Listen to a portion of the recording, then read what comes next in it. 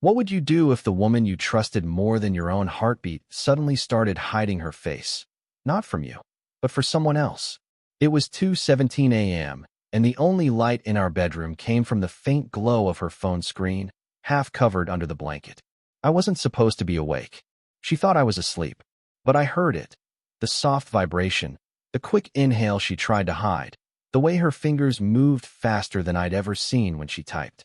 Then I saw the reflection in the mirror across the room. A name, not mine, and a message that made my stomach drop so hard I thought I might actually pass out. Can't wait to see you again tomorrow. I miss your hands already. My wife froze for a second, then smiled. And that's when I realized. I had no idea who I had been sleeping next to. If you genuinely enjoy our stories, please subscribe to the channel, tell us where you're from, and what time it is right now. It's always fascinating to know how far our story flows. I didn't confront her that night. That's the thing about betrayal. It doesn't hit like an explosion. It spreads like poison. Slow, quiet, calculated. I lay there, pretending to breathe deeply, while my entire world collapsed in silence. The next morning, she kissed me on the cheek like nothing happened. "Morning, babe," she said, pouring herself coffee like she always did. But something was different. Not just the text. Not just the smile she tried to hide. It was her face. Sharper. Fuller. Different. "Did you do something?" I asked carefully. She smirked. "Botox. And a little filler. You didn't even notice?" I forced a laugh. "You never cared about that stuff before." She shrugged. "People change." "Yeah, they do." And I was about to find out just how much. It started small. Late nights at work. New clothes that didn't look like something she'd ever pick. Perfume. Stronger, unfamiliar. And her phone, always face down. One night, I asked, "Who's keeping you so busy these days?" She didn't even look up. "A new project. My coworker Jake is helping me manage it." Jake. That name sat wrong in my chest like a splinter. Days turned into weeks, and the distance between us became a canyon. She stopped asking about my day, stopped touching me, stopped being my wife. But she started smiling at her phone more. One night, we were at a diner on West Sunset Boulevard. I tried to reconnect. "Remember when we used to come here every Friday?" I said. She barely looked up from her plate. "People grow out of things." "No, not people. You." That night, I checked her phone. Not because I wanted to, because I needed to survive the truth. And I found everything. Photos. Hotel bookings near downtown Los Angeles. Messages that weren't just emotional. They were detailed, intimate, humiliating. "She doesn't suspect a thing," Jake had written once. And her reply? "He's too boring to notice anything." I sat there in the dark, holding her phone, feeling like I was dissolving from the inside out. I wasn't just betrayed. I was erased. From that moment, something inside me broke, and something else took its place. I stopped being her husband, and I started becoming her ending. I didn't confront her. Not yet. Instead, I watched. I documented everything. Every message. Every call. Every receipt. The hotel on Wilshire Boulevard.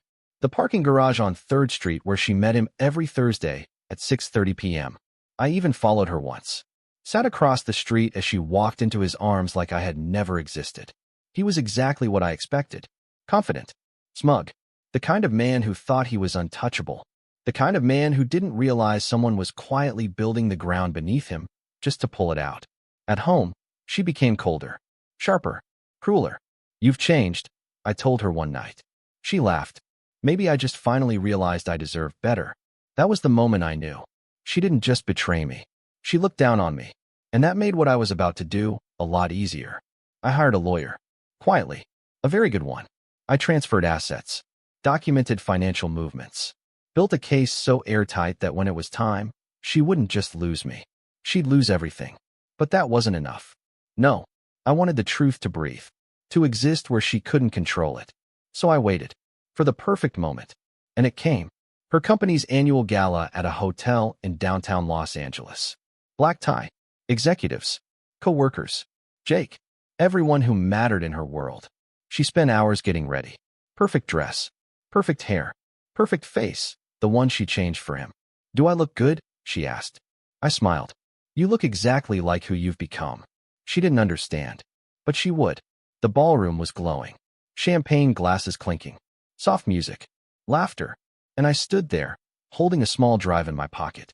When it was time for speeches, I made my move. I walked up to the event coordinator earlier, told them I had a surprise tribute for my wife's recent success. They loved the idea. Of course they did. The screen lit up. At first, it was harmless. Photos of us. Our wedding. Vacations. Memories. People smiled. She smiled too. Confused, but pleased. Then it changed. Messages. Her messages. Clear. Undeniable. The room went silent. Jake's face drained of color. She froze. Then came the photos. The hotel entries. The timestamps. The truth. Raw. Public.